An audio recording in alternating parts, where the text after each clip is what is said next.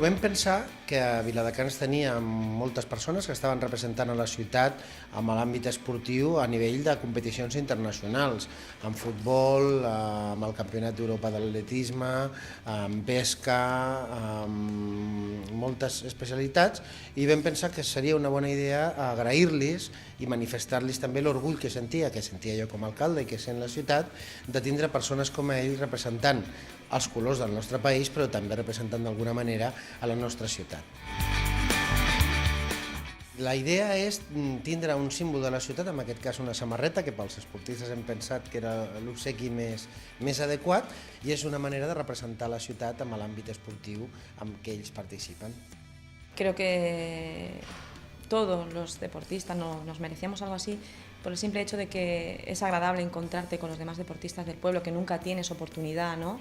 Y que el alcalde haga referencia, bueno, pues que está contento y que se siente orgulloso de los deportistas que tiene su pueblo. Y sobre la camiseta me ha encantado, los que la han diseñado creo que han dado en el clavo, luego mi talla es idónea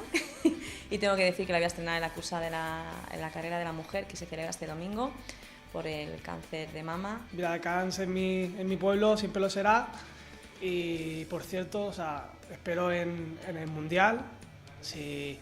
hace falta llevarse la camiseta para la celebración, me la llevo. Me la voy a poner este próximo sábado en una competición que tengo y bueno, para mí es un honor llevarla, claro que sí. Igual como a todos, però per a mi és un honor, sobretot perquè m'ha costat molt llegar hasta on estoy. Ha estat l'ajuntar-nos i el parlar entre tots, conèixer a molta gent, la Raquel no la coneixia, el Montoya tampoc, de vista sí, però que no hi havia parlat mai amb ells i la veritat que ha estat molt bé, o sigui que un cop l'any ens hi podríem juntar.